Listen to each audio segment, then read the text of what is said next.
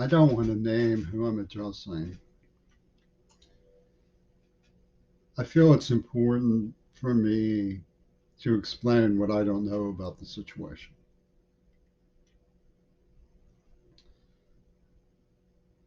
A child who's deaf shuts down in some ways. The world's going on around them and people don't tell them what's going on. This is doubly true when the child has been battered into a semi-coma. Um, the wardens and the governors have all sided with the attackers. It's an experiment of theirs. That much I know.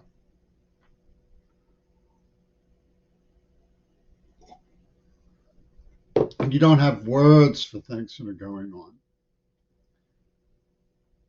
And there's a word that psychiatrists in Switzerland probably know, but not very many other people know. It's a word I learned from John Schulman's bookstore. Let me tell you a little bit about who that guy is. There's an article about him in Smithsonian Magazine. He was caught looting the museums for millions of dollars.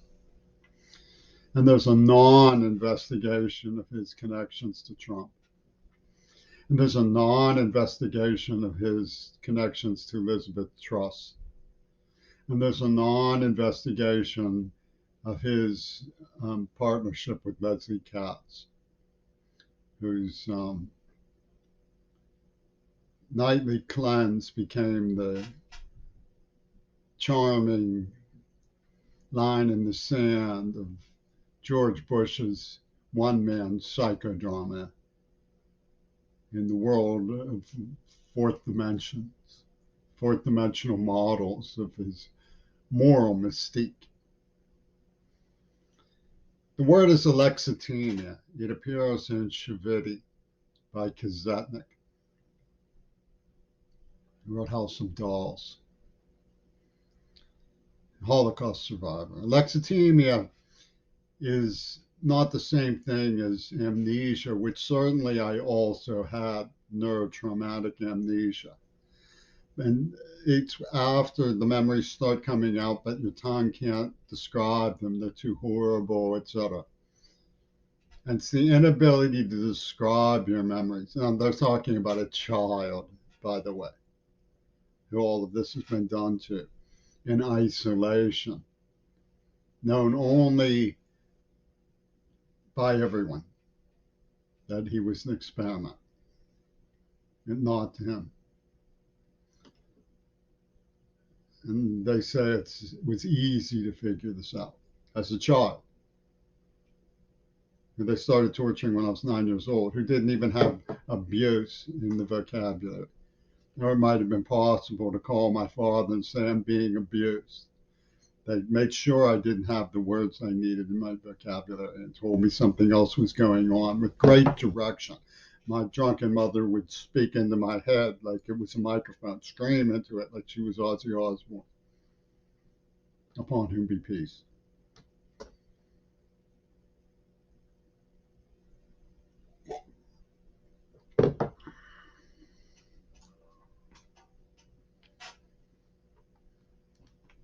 Well,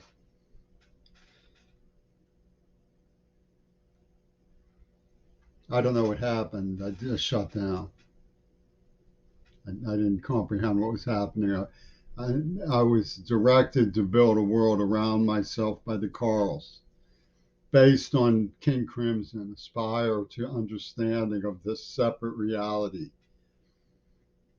I wrote to the National Gallery about my admiration for the Night Watch, and they sent me a copy, which I put on my wall.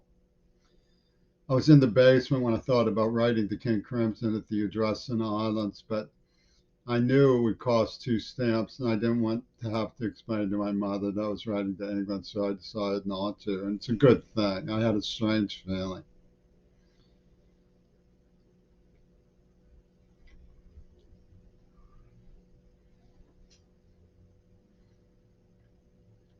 And I wrote a piece on the piano after I got home from the concert. Da, da, da, da, da, da, da,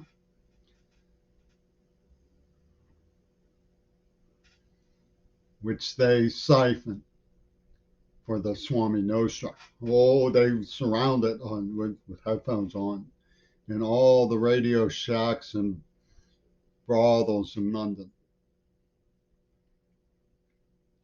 We must have humongous intellectual satisfy out of the scratched mayhem of the utterly cerebral lives, as they would put it. David Page would put it, who was a nightmare weasel up on Mount Desert Island.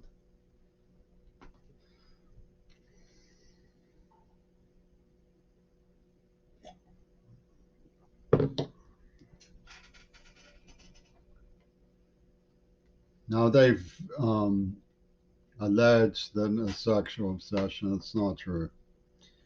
I just was raised in this environment where sexual ideas were normalized. It was part of your daily life, like a bathroom habit.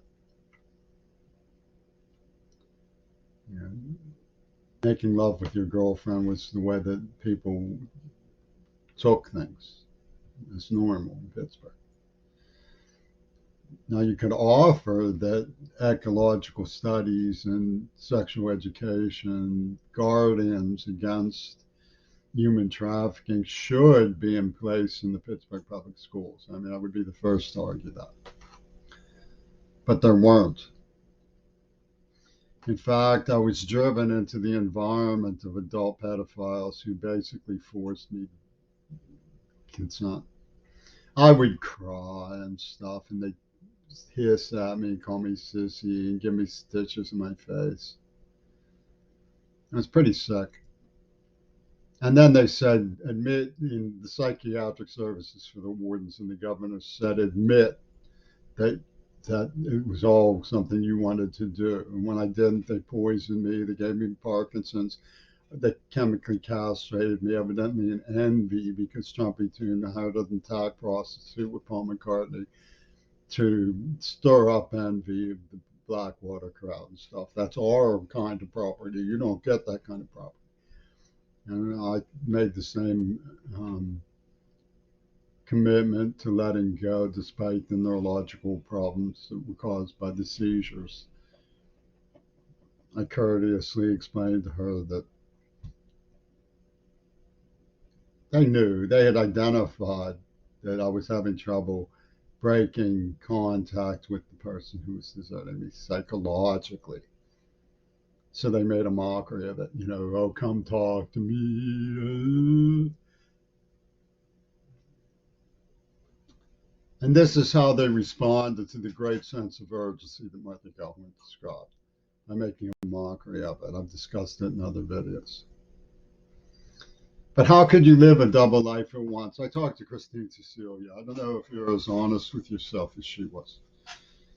She's a sergeant for the Pittsburgh Police, and I told her that the way that I got in deep undercover was because I kept telling myself this can't be real, which was an old habit from shutting down as a child.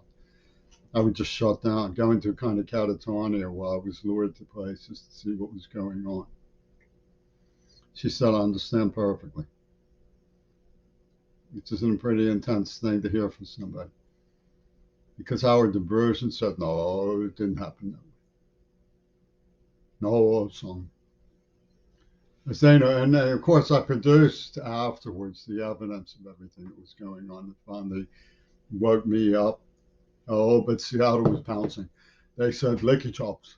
We were making sex films that would have to be refunded to Sotheby's underground with Shulman books.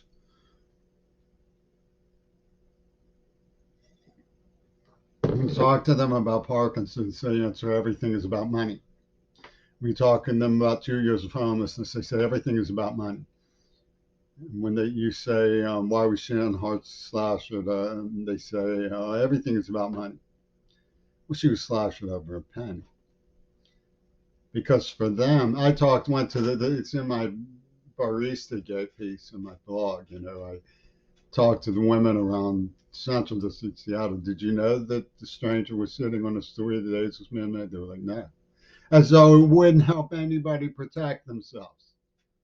And so not one single person was making themselves at risk because they didn't know it was a hostile attack by people who were slash and murdering volunteers who help people who were at risk or in trauma over a penny. They imagined it was an imaginary penny. I mean, because of the Leaky Chops cover up for my undercover investigation. And I'm just saying, people were saying, how can you get into that? You just shut down. Like, this can't be real. What's going on here? And you pick up on things. It's a group called Destiny Rescue that I don't know very well. I'm not promoting them. They have a religious affiliation, but they operate undercover to rescue girls, and it's very dangerous. They get 15 or 16 girls out of trafficking every year, and they're committed to doing it. They evidently really, really work very hard undercover. Might imaginably be able to explain some of the psychological things that happen to people who go undercover, who are held captive and become undercover. And can you imagine being told by somebody, we want you to hold your position. We know that you're being tortured. We know you're being captive, but we want you to hold your position so that you can testify later. What you would go through it, having rescue delayed.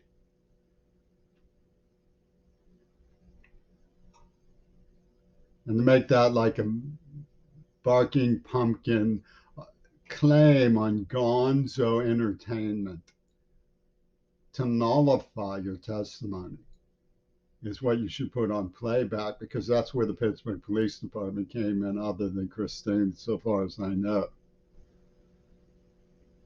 They said, let's make a laughing stock of him and sell the books for Schulman, which is where I found that word, alexithymia,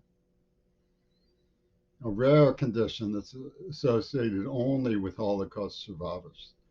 So it was, in fact, a special operations, a special project, a demonstration project in the Jewish Holocaust. I'm not imagining things when I say they gassed me. They brutally tortured and kidnapped me, and I didn't even remember it. I was vomiting with my face pressed to the cement in Iowa. My eyes were counter orbiting. One would get big, one would get little. There were ocular gyrations. Terrible headache. It was like something was hitting me in the head, and I was seizing like this. And then I suddenly remember being kidnapped in a foot of snow as I wandered by Brody's bar because I couldn't go to school, and they found me anyway because I knew they'd be waiting for me. And this, I kid you not, Penis Gabriel, Michael Reagan, and Donald Trump with rapid eye movement were saying was proof of date rape. I kid you not. That's how they blurred and reshuffled the panorama of the screen and propagandized Yoko Ono's plastic reality with these cut and paste techniques. Buried trauma, nerd, REM, rapid eye movement, get it? He can't say what he really did. He can't say what he really did because I had comatonic amnesia and alexithymia. And then I was 30, um,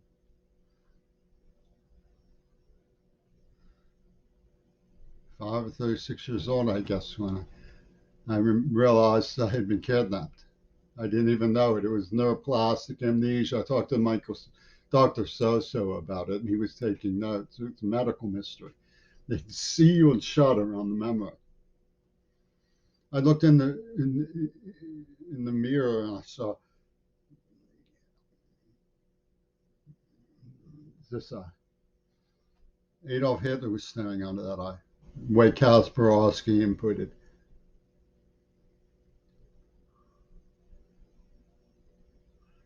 They call it the enemy within. Casper, the friendly ghost, the friendliest ghost you know. And they said it was coming from me.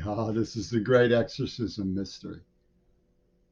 And the women are to blame for it. They sat there spreading their legs, having abortions, spreading their legs, having their abortions, and because and they knew perfectly well that they could seduce me under the circumstances I was in. And they were getting under the bar, a little bit of cash for it. We want you to do your queer ball so we can make him the walrus of our panorama show.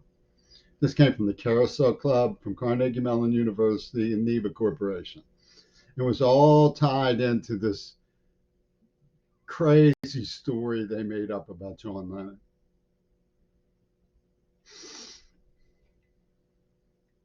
They tried planting coke on me. I mean, they were berserk.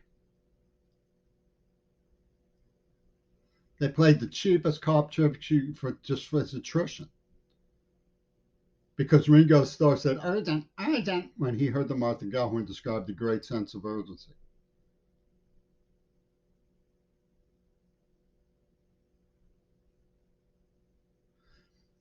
Who would I have called? I hitchhiked all the way from Pittsburgh to St. Louis just to hear Robert Fripp play. I mean, there may have been subconscious draws that I've tried to flesh out, but the basic root of it was I wanted to hear Robert Fripp play. That was all.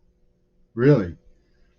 Maybe I knew something was wrong in reaching out to him or something, as I put it. Maybe, there was something ironic going on.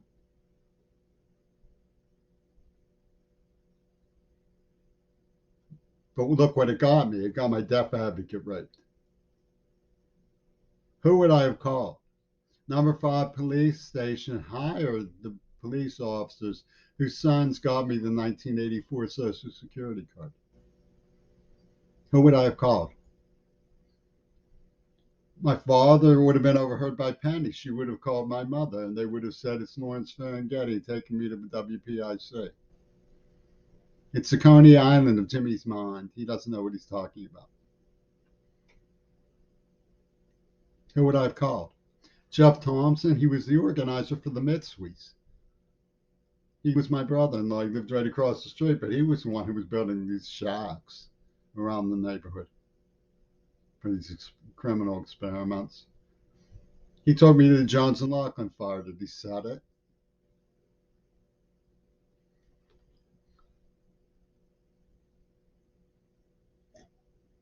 Maybe, just maybe, if I had known that you could get famous addresses at the Carnegie, I might have been able to slip a letter to the Kennedys somehow. But that would have required my identifying everyone else in my environment as in on what was going on. Who would have I asked for help under the circumstances? Probably Gail Burst, since she was a Jewish darling of the intellectual elite who was introduced to me from a magistrate. But I didn't know she was behind what was happening, just as I didn't know that Fripp was behind what was happening. Now, that was a feedback loop. Would I have run away to Arizona and told John McCain, who would have said, you're McAble?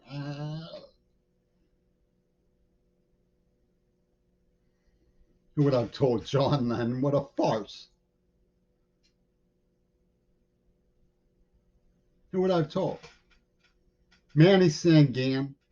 Hey, Manny Sangan, I got a call from some people who sound like they were alerting me that Roberto had died. And he would have gone through all the letters and said, thank you, son, put them in his pocket, and run down to Yoko Ono. And Yoko Ono would have said, better let me see. We're going to have to come up with another plan, John. But I liked Maz, right? I would have called Maz. And Maz would have said, Kasparowski is a good man. I want you to talk to the Pittsburgh Catholic and admit that you stole cars, because that's what happened. They said that I had been the initiator of these car thefts in which I was kidnapped and held hostage. Me. They broke my morals in little ways slowly to build a cover story. Had me watch them quietly and frightened from a distance when they stole things. I cooperated with the police and the principal in getting things back. Who would I have told? My principal? I told my principal, I was sent to the office with my fingernails bloody. Told her I was going to be kidnapped. I was going to be killed, and then I disappeared, and they just laughed. I cooperated in getting tape machines that were stolen back. I cooperated in getting the woman who was robbed her stuff back. So what happened? I shut down. I waited in line while Ian Watmaker ran off to get Bob Prince's autograph. It's not like I was had it in for people in authority. I liked them. I looked up to them. I thought they were really something, and that's the reason why I didn't realize they were behind what was happening. Who would I have told? If you tell anybody in Pittsburgh anything, it gets back to Sir Wecht, who tells Martin Edelman, who tells Leslie Katz, who tells Tom Gordon, who tells Dalbert Gonzalez, who tells Andrew Swimmer, who tells Jaime Carbonell, who tells Charlie Aston, who tells your mother. And the next thing you know, Peter Gabriel is calling you a rapist on international television because you're too lonely to just accept quietly that you're supposed to be a King Crimson's monk.